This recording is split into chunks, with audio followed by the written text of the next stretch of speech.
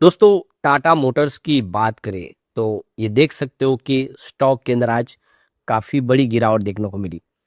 अब इस गिरावट के पीछे वजह है बाजार में ज़बरदस्त गिरावट। तो टाटा मोटर्स इस समय बढ़ चुकी है।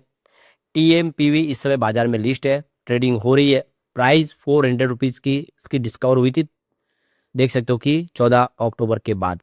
अब उसी के आसपास स्टॉक ट्रेड कर रहा है। लेकिन टाटा मोटर कमर्शियल व्हीकल का जो बिजनेस है, जिसको अब नया नाम दिया गया है टाटा मोटर्स लिमिटेड, क्या वो निफ्टी 50 में शामिल होगा या नहीं, उसको लेकर लेटेस्ट अपडेट है जिसको जानेंगे। और लिस्टिंग की प्राइस क्या हो सकती है उसको भी समझने की कोशिश करेंगे। टाटा मोटर्स को लेकर लोगों के मन में बहुत सारे सवाल है जिसके जवाब जानेंगे इस वीडियो के माध्यम से। लेकिन फ्रेंड्स, उससे पहले अगर आप पहली बार हमारे चैनल पे आए तो चैनल को सब्सक्राइब कर दीजिए, एक बेल आइकॉन दबा दीजिए ताकि जब भी नया वीडियो बने पहला नोटिफिकेशन आपको मिले। वीडियो पसंद आए तो लाइक से जरूर कीजिए। चलो फ्रेंड्स, वीडियो स्टार्ट करते हैं। मैं हूँ आपका दोस्त एसपी दवे और हमारे अपने चैनल ऑनलाइन कमाई में आपका बहुत बहुत स्वागत है। सबसे पहले टाटा मोटर्स पैसेंजर व्हीकल यानी टीएमपीवी के कारोबार की बात करें, आज 407 पर क्लोजिंग थी। 2.40% की गिरावट हुई। तो ये गिरावट इसलिए हुई क्योंकि सेंसेक्स में भी 550 पॉइंट के आसपास की गिरावट देखने को मिली। तो आप देख सकते हो कि उसका असर यहाँ पे बिल्कुल देखने को मिला है।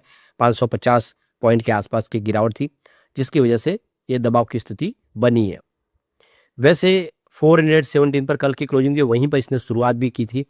ये लेकिन इंट्राडे का हाई बना, वहां से गिरावट शुरू हो गई। इसमें आप देखें आज दबाव की स्थिति बनी, जिसकी वजह से 405 के आसपास का लो बना इसने। अब आपको ये पता ही होगा कि 400 की ही प्राइस इसकी फाइनल की गई थी, जो डिस्कवर की गई प्राइस, और क्लोजिंग थी आप देख सकते हो कि वो 660 रुपये के आसपास।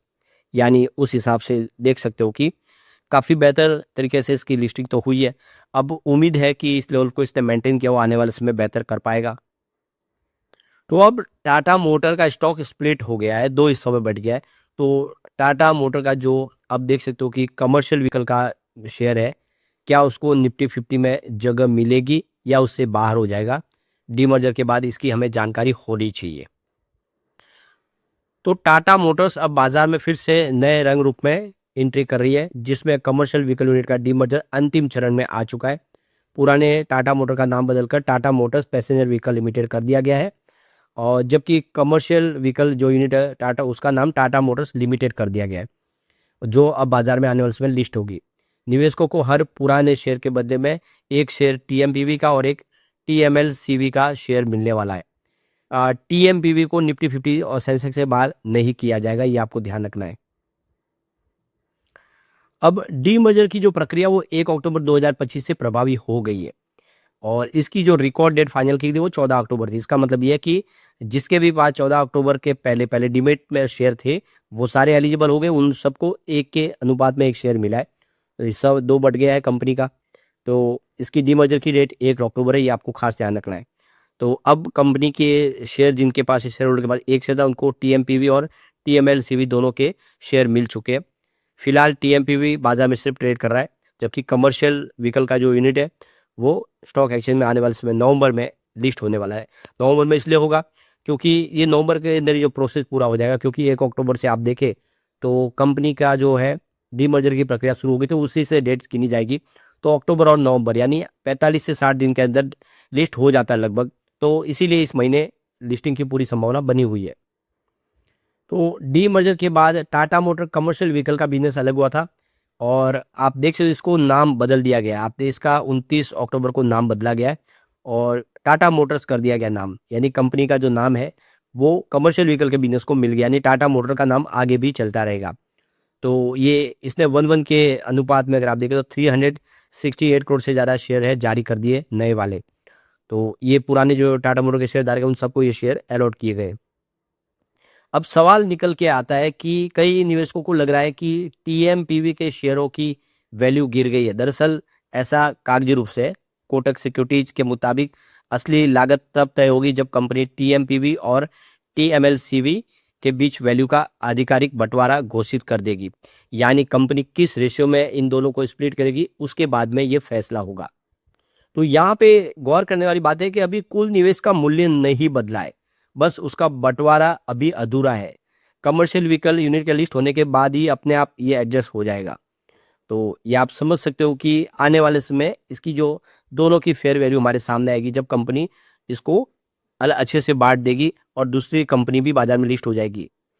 अब यहाँ पे गौर करने वाली बात है कि दोनों कंपनी की वैल्यूएशन निकाली जाएगी, किस कंपनी की कितनी वैल्यू, उसके हिसाब से उसकी शेयर की प्राइस भी तय होगी। ये भी आपको ध्यान रखना चाहिए। अब लोगों के मन में जो सवाल निकल के आ रहे हैं कि क्या इंडेक्स से ये बाहर हो जाएंगे, तो पैसिव फंड्स यानी निफ्टी 50, सेंसेक्स, एमएससीआई और एफटीएसई जैसे जो इंडेक्स है, क्या उनमें बदलाव होगा और यहाँ से एग्जिट हो सकेंगे जब इसकी वैल्यू कम होगी। तो यहाँ पे नोमा की तरफ से जो अपनी रिपोर्ट जारी की उसमें कहा गया, नोमा इंस्टीट्यूट इक्विटीज का कहना है कि टीएमपीवी को निफ्टी 50 और सेंसेक्स से बाहर नहीं किया जाएगा।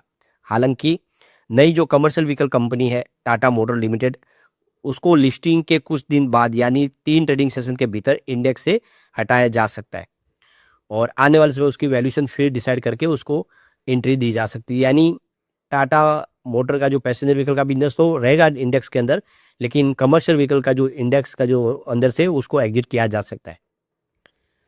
तो टीएमपीवी को बाहर किए जाने की संभावना बहुत कम है। अगर रिकॉर्ड डेट के आसपास टीएमपीवी का शेयर 40 से 50% तक गिर जाता है तो इंडेक्स से बाहर हो सकता है, लेकिन ऐसा भी हुआ नहीं है, तो अब ये पॉसिबल नहीं है।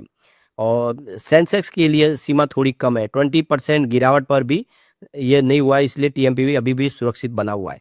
तो टीएमपीवी की जो प्राइस है उस हिसाब से वो निफ्टी 50 से बाहर होने की उम्मीद फिलहाल नहीं है। इसके अलावा देखें तो ब्रोकरेज फर्म का मानना है कि जो टाटा मोटर पैसेंजर व्हीकल का बिजनेस को एमएससीआई और एफटीएसई दोनों इंडेक्स में बरकरार रखा जा सकता है। बस इसका जो फ्री फ्लोट मार्केट कैप है उसको अपडेट किया जाएगा। नई टाटा मोटर्स सीवी का अनुमानित मार्केट कैप करीब 7.5 देख सकते हो कि बिलियन डॉलर के आसपास बताया जा रहा है, जो इन दोनों इंडेक्स में बने रहने के लिए पर्याप्त है। यानी प्राइस नीचे आने के बाद वैल्यूएशन कम होने के बाद भी वो दोनों इंडेक्स के अंदर बने रहेंगे। एमएससीआई इंडेक्स में भी रहेगा और एफटीएसई में जो ग्लोबल इंडेक्स है, और जितने भी ग्लोबल निवेशक है इन इंडेक्स को ट्रैक करके ही निवेश करते हैं। तो देखो कि टाटा मोटर पैसेंजर व्हीकल का बिजनेस इसमें बरकरार रहेगा, लेकिन अब जो नई टाटा मोटर लिमिटेड का बिजनेस होगा कमर्शियल का, वो आएगा कि नहीं वो देखना होगा, लिस्टिंग के बाद ही पता चल पाएगा। वैसे यहाँ पे देखिए सितंबर मंथ में म्यूचुअल फंड ने यहाँ पे काफ़ी ज़्यादा बिकवाली भी किया, बहुत सारे म्यूचुअल फंड ने एग्जिट लिया। करीब 130 ऐसे म्यूचुअल फंड थे जिन्होंने सितंबर मंथ में एग्जिट ले लिया, यानी इस डीमर्जर के प्लान के बाहर जो था प्लान उसके पहले ही वो निकल गए। उनके हिसाब से आगे क्या रणनीति बनेगी उनको पता नहीं, इसलिए उन्होंने वहाँ से एग्जिट लेना ही मुनासिब समझा। लेकिन 120 ऐसे म्यूचुअल फंड है जिन्होंने एंट्री भी की है, उनको भरोसा है कि आने वाले समय बेहतर होगा। तो ये अब आप इसको अच्छे से समझे तो खरीदारी कम हुई है म्यूचुअल फंड की, बिकवाली ज़्यादा हुई है। ज़्यादा म्यूचुअल फंड यहाँ पे एग्जिट किया, 130 निकलने वाले, सामने 120 एंट्री करने वाले। वैसे टाटा मोटर्स ने इस बार रिकॉर्ड ब्रेकिंग होलसेल बिजनेस में ग्रोथ दिखाई है। यहाँ पे कंपनी ने 61,295 यूनिट बेचे, जिसमें ईयर ऑन बेसिस पे 27% की ज़बरदस्त जंप देखने को मिली है। एसयूवी का भी कामकाज बहुत ही बेहतर रहा है, 47,000 प्लस एसयूवी इन्होंने सेल किए, जो हाईएस्ट रहे। 77% का सेल्स में जंप देखने को मिला है। और ईवी ने तो होलसेल मार्केट में कमाल ही कर दिया, 9,286 यूनिट बेचे, जिसमें ईयर ऑन बेसिस पे 73% की जंप देखने को मिली है। यानी कंपनी ने इस बार बहुत ही बेहतर किया। तो एक तो जीएसटी कट का फायदा और एक तरफ फेस्टिवल सीजन, इसका ये दोनों का जो मिला जुला कॉम्बिनेशन रहा कि रिकॉर्ड ब्रेकिंग सेल किया है कंपनी ने। नेक्सॉन की डिमांड में ज़बरदस्त तेजी देखने को मिली, करीब ईयर ऑन बेसिस पे 50% का जंप देखने को मिला है। नेक्सॉन की मांग बहुत अच्छी रही है। हैरियर सफारी ने भी रिकॉर्ड तोड़ काम किया, 7,000 यूनिट बेचे और एक नए लेवल पे पहुंच गए। तो अब आज समझ सकते हो कि अब टाटा मोटर के जो व्हीकल है वो तेजी से बढ़ने लगे। अब उम्मीद है कि आने वाले समय डीमर्जर के बाद कमर्शियल व्हीकल भी बेहतर करता हुआ दिखाई देगा। लेकिन फ्रेंड्स, कोई भी इन्वेस्टमेंट करने से पहले अपने फाइनेंशियल एडवाइजर से एडवाइस ले ले या अपना खुद का रिसर्च करें, क्योंकि मैंने वीडियो आपके एजुकेशनल पर्पज के लिए ही बनाया। वीडियो पसंद आए तो लाइक से जरूर कीजिए और चैनल को सब्सक्राइब कर दीजिए। Thank you friends.